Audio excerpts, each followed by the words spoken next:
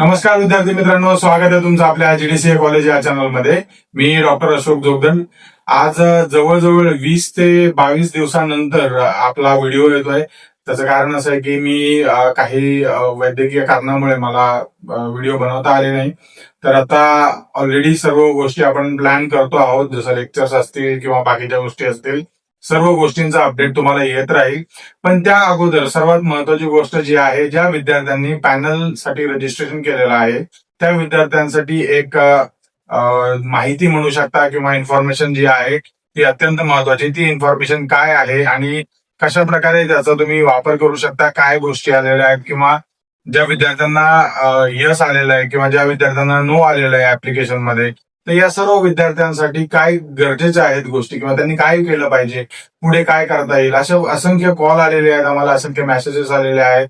पण सर्वांना काही रिस्पॉन्स देणं शक्य झालेलं नसल्यामुळे तर एक स्वतंत्र व्हिडिओ आपण बनवत आहोत त्याच्यावरती, ज्यामध्ये सर्व गोष्टी आपण ऍड करत आहोत. तर पूर्ण व्हिडिओ शेवटपर्यंत पहा, संपूर्ण माहिती तुम्हाला मिळणार आहे या व्हिडिओमध्ये.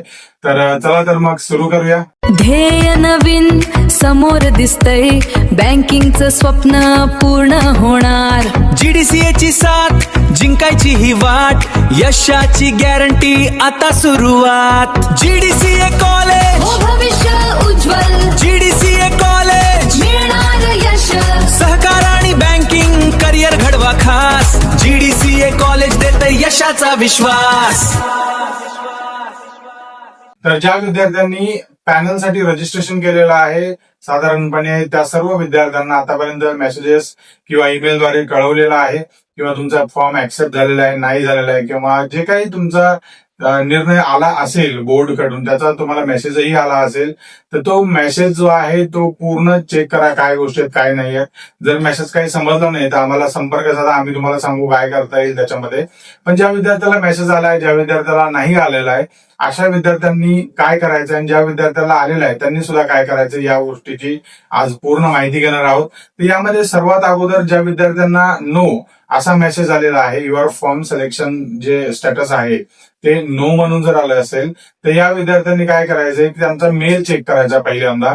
ज्या मेलवरती त्यांना कारण दिलेलं असेल, कुठल्या कारणामुळे तो फॉर्म तुमचा सिलेक्ट झालेला नाहीये, मग त्यामध्ये मे बी तुमचा फोटो असेल किंवा फोटो ब्लर आहे किंवा फोटो दिसत नाहीये असं असू शकतं, किंवा एखादं डॉक्युमेंट असेल किंवा ऑडिट सर्टिफिकेट म्हणू शकता किंवा तुमचं एक्सपिरियन्स सर्टिफिकेट असेल, या सर्व गोष्टी ज्या आहेत त्या त्याच्यामध्ये नसतील असं उल्लेख असू शकतो तुमच्या शेअरामध्ये किंवा त्या स्टेटसमध्ये. तर ते मेल चेक करा. मेलमध्ये जे काही गोष्टी मेन्शन आहेत त्या सर्व अत्यंत महत्वाच्या आहेत. तुम्हाला जो मेल आलेला आहे त्याच्यामध्ये सर्वच गोष्टी मेन्शन असतात. सो त्यामुळे त्याच्यात जे काही गोष्टी आहेत त्या सर्व गोष्टी आपल्याला घेऊन जायच्यात. हे जे आहे हे ज्या विद्यार्थ्यांना नो असं आलेलं आहे अशा विद्यार्थ्यांसाठीच आहे हे. तर ज्यांना ईमेल आलेले आहेत, जसं मी सांगितलं, त्याच्यामध्ये कारण असेल, काही कारण असू शकतात. जे काही कारण असेल त्या कारणाला अनुसरूनच आपण सर्व गोष्टी बघणार आहोत. काही विद्यार्थ्यांना यस आलेलं आहे, काही विद्यार्थ्यांना नो आलेलं आहे, तर त्याचा तो भाग जो आहे तो सेकंडरी आहे सध्या आपल्यासाठी, कारण ज्या विद्यार्थ्यांना नो आलेलं आहे त्यांच्यासाठी सर्वात महत्वाची गोष्ट आहे. तर यामध्ये असंख्य वेगवेगळे कारण आलेले आहेत, प्रत्येक कारण वेगळं आहे. तर जे काही कारण असेल, तुमच्या ईमेलमध्ये जे काही स्टेटस लिहिलेलं आहे, या कारणामुळे तुमचा फॉर्म बाद गेलेला आहे किंवा रिजेक्ट झालेला आहे असं लिहिलेलं असेल, तर त्या विद्यार्थ्यांनी काय करायचंय, आता हे का होतंय ते पण सांगतो मी तुम्हाला.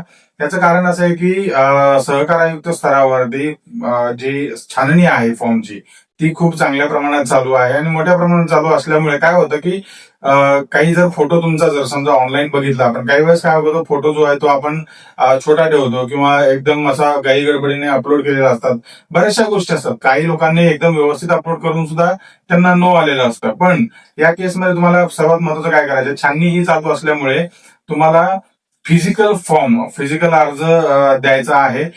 जे काही डॉक्युमेंट्स तुम्ही अपलोड केलेले आहेत सर्व, मग त्याच्यामध्ये तुमचे डिग्री मार्कशीट असतील किंवा जीडीसी आणि सीएचएमचे जे काही सर्टिफिकेट आहेत किंवा त्याचं मार्कशीट आहे, या सर्व गोष्टी तुम्हाला तिथे हार्ड कॉपी आणि झेरॉक्स कॉपी सुद्धा 1-2 सेट बनवा. या सर्व डॉक्युमेंटचे जे डॉक्युमेंट तुमच्याकडे उपलब्ध आहेत या सर्व डॉक्युमेंट्स घेऊन तुम्हाला संबंधित जे काही तुमचं डीडीआर ऑफिस आहे जवळचं, किंवा तुम्ही ओपन निबंधक कार्यालय म्हणू शकता सहकारी संस्थेचं, तर त्या कार्यालयामध्ये जाऊन सबमिट करायचं आहे. तिथं फिजिकल फॉर्म द्यायचा आहे. आता हे सर्व ज्या गोष्टी आहेत त्या तुम्हाला मी ऑलरेडी सांगितल्या. हे कार्यालय कुठे आहेत किंवा कुठे चेक करायचं, त्याचा एक व्हिडिओ मी तुम्हाला देईल. सर्व लिस्ट आहे कार्यालयाची, सर्व कार्यालयाची माहिती तुम्हाला देईल. पण जर समजा तुम्ही पुण्यात असाल तर पुण्यामध्ये साखर संकुल आहे किंवा सेंट्रल बिल्डिंगच्या तिथे आहे, तर दोन्ही ठिकाणी कुठेतरी तुम्ही चौकशी करून तिथे जाऊ शकता, काही प्रॉब्लेम नाही. आता यामध्ये ज्या विद्यार्थ्यांना नो आलेला आहे आणि यस आलेले आहे अशा विद्यार्थ्यांनी सुद्धा सेम प्रोसेस फॉलो करा, कारण एका दिवसाने काही जास्त फरक पडणार नाही. सोमवारी तुम्ही जर समजा आज सोमवार आहे तर आज गेला किंवा उद्या गेला की वीकडेज मध्ये जा, शक्य करून जो वीकडे आहे सॅटर्डे संडे सोडून, तर त्या वीकडेज मध्ये किंवा एखादी सरकारी सुट्टी आहे त्या सुट्ट्या सोडून तुम्ही जा. तिथे तुम्हाला फॉर्म जो आहे तो भरून घ्यायचा आहे. लवकरात लवकर जा, कारण मला वाटत नाही की हे साधारणपणे 10 दिवसात सर्व गोष्टी संपून जातील. पुन्हा नंतर तुम्हाला फॉर्म जो आहे तो मिळण्याची शक्यता खूप कमी आहे. ज्या विद्यार्थ्यांनी ह्या सर्व गोष्टी ज्यांनी फोन केले त्यांना ऑलरेडी आपण कल्पना दिलेली आहे. ज्यांना काही माहित नाही त्यांनी नक्की कॉल करून विचारा, तुम्हाला माहिती दिली जाईल. काही टेन्शन घेऊ नका.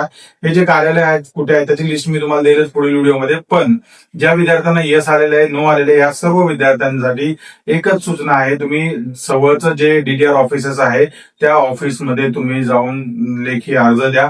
जे काय असेल पुढे अजून छाननी होणार आहे, बऱ्याचशा गोष्टी होणार आहेत, त्याला थोडासा अजून वेळ लागणार आहे. हे सर्व डॉक्युमेंट जे आहे जसं मी सांगितलं, हार्ड कॉपी सुद्धा ठेवा, झेरॉक्स बनवा, सोबत ठेवा, सर्व गोष्टी घेऊन जा. फोटोग्राफ्स जे आहेत ते अपडेटेड फोटोग्राफ्स असू द्या तुमच्याकडे. तुमचा रिसेंट फोटोग्राफ्स असणं अत्यंत महत्वाचं आहे.